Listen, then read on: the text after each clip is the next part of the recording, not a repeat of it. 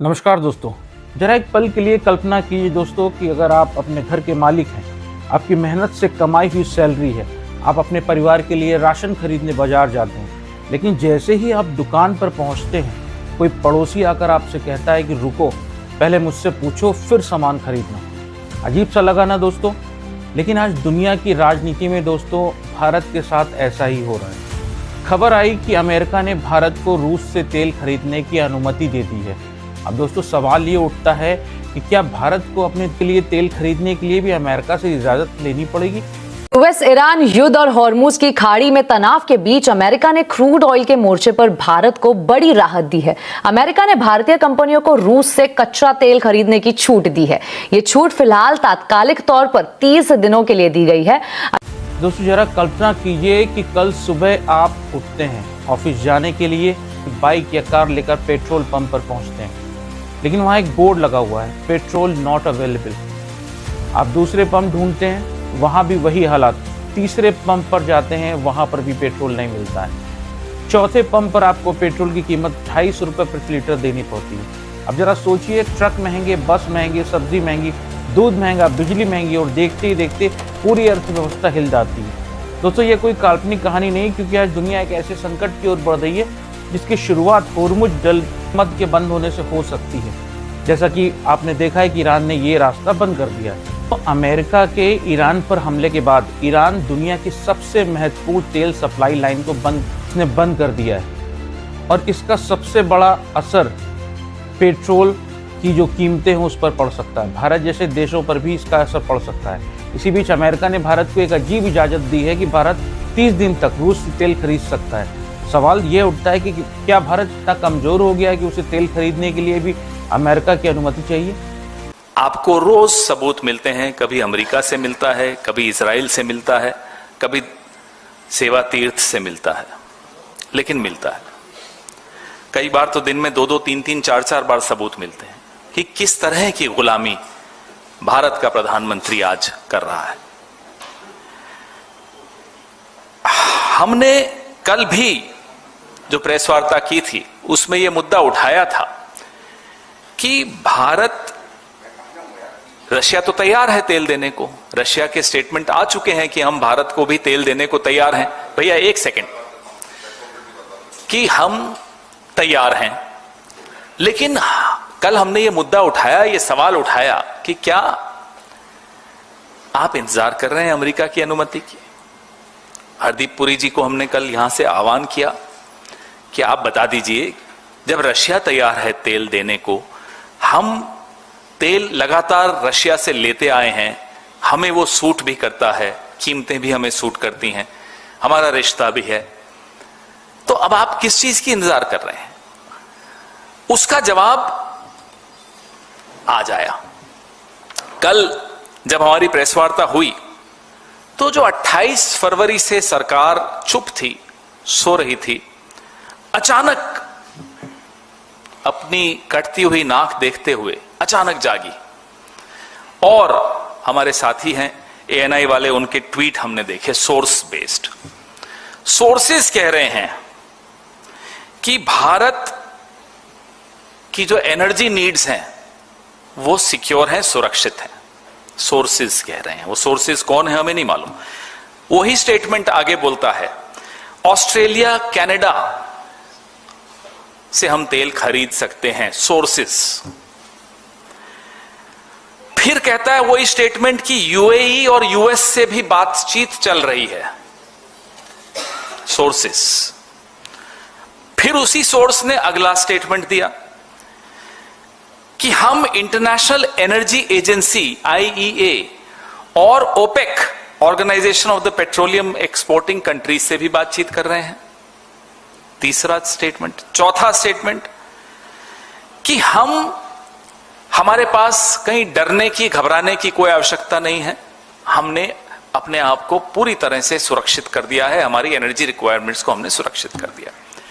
इस पूरे स्टेटमेंट में जो सोर्सेज का था, रशिया का नाम नहीं था। क्यों नहीं था? सोचिए। क्योंकि जब यह स्टेटमेंट हमारी प्रेस कॉन्फ्रेंस के जवाब में बनाया जा रहा था, तब अमेरिका में रात थी, अमेरिका सो रहा था, उनके जागे बगैर, उनसे अनुमति लिए बगैर रशिया शब्द हम कैसे लिख सकते थे? अमेरिका जागा, हम और आप सो रहे थे, हरदीप पुरी जाग रहे थे। हरदीप पुरी आज से नहीं रात को जागते हैं और दिन को सोते हैं।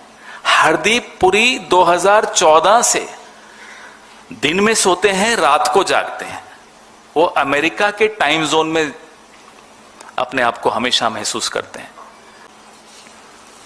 जो कल हमने चुनौती हरदीप पुरी को दी थी कि जवाब दीजिए रशिया से आप तेल लेंगे या नहीं लेंगे, जवाब हरदीप पुरी से नहीं आया, क्योंकि उनके आका ने जवाब दे दिया। उनके आका ने आज हमें लाइसेंस दे दिया। ये लाइसेंस देने की का जो अधिकार है भारत में, वो किसको है? Director general foreign trade, DGFT, वो था कल तक। वो अधिकार अब वॉशिंगटन DC को चला गया। They are giving us a licence for 30 days। It's not just a licence, it's a waiver. Waiver कहां दिया जाता है? वेवर वहां दिया जाता है जहां रेस्ट्रिक्शन डाली जाती है। और अभी ट्रेड डील पे हस्ताक्षर नहीं हुए हैं, लेकिन ट्रेड डील लागू हो गई है। क्या यह हमारी ऊर्जा सुरक्षा की असफलता है? दरअसल होर्मुज जल डमरू मध्य ईरान और ओमान के बीच एक सकरा समुद्री रास्ता है, लगभग 33 किलोमीटर, जहां से दुनिया के लगभग 20% तेल का व्यापार होता है और हर दिन लगभग 2 करोड़ बैरल तेल इसी रास्ते से गुजरता है। सऊदी अरब, इराक, कुवैत, UAE और कतर का तेल इसी रास्ते से निकलकर भारत, चीन, जापान, दक्षिण कोरिया और यूरोप तक पहुंचता है। दोस्तों, अगर ये रास्ता बंद हो जाए, यानी जैसा कि बंद हो गया है, तो दुनिया की तेल सप्लाई अचानक रुक सकती है, कीमतें आसमान छू सकती हैं।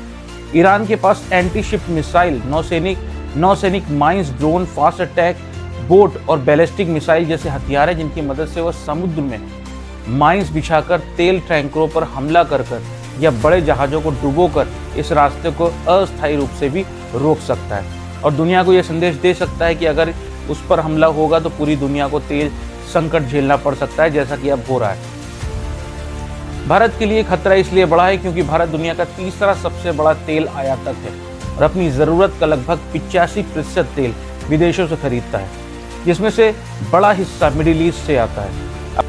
होर्मुज के बंद हो जाने से पेट्रोल और डीजल महंगे हो सकते हैं, ट्रांसपोर्ट महंगा होगा, जिससे खाने पीने की चीज़ें महंगी होंगी और महंगाई तेज़ी से बढ़ सकती है, जिसका सीधा असर आम लोगों की जेब पर पड़ेगा। ऐसे समय में अमेरिका द्वारा भारत को 30 दिन तक रूस से तेल खरीदने की इजाज़त देना कई लोगों के लिए एक सवाल खड़ा करता है कि एक स्वतंत्र देश होने के बावजूद भारत को अपनी ऊर्जा ज़रूरतों के लिए किसी दूसरे देश की अनुमति क्यों चाहिए, खासकर जब अमेरिका पहले भारत पर रूस से तेल ना खरीदने का दबाव बना चुका है।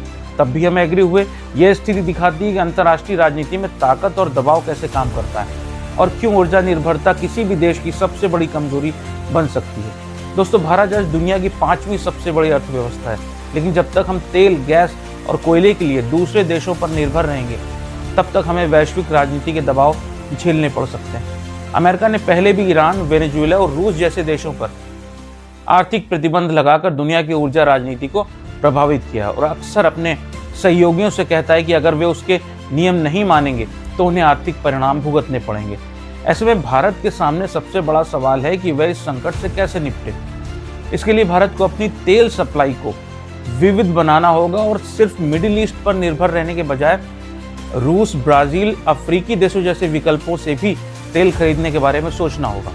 इसके साथ साथ भारत को अपने स्ट्रेटेजिक ऑयल रिजर्व को भी बढ़ाना होगा ताकि संकट के समय कई महीनों तक देश की जरूरतें पूरी हो सकें। लंबे समय में भारत को सोलर ऊर्जा, विंड ऊर्जा और इलेक्ट्रिक वाहनों जैसे नवीनीकरणीय विकल्पों को तेजी से बढ़ाना होगा ताकि तेल पर निर्भरता कम हो। इसके अलावा एक संतुलित और मजबूत विदेश नीति की भी बहुत जरूरत है, जिसमें भारत किसी एक देश के दबाव में ना आए, दबाव में आए बिना अपने राष्ट्रीय हितों का अनुसार फैसला ले।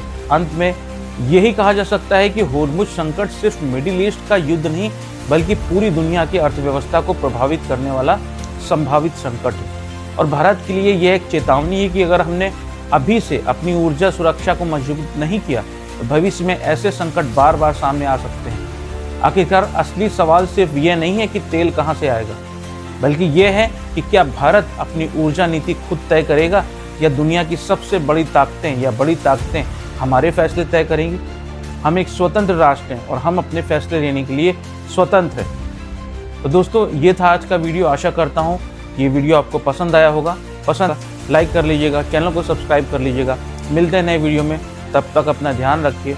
नमस्कार।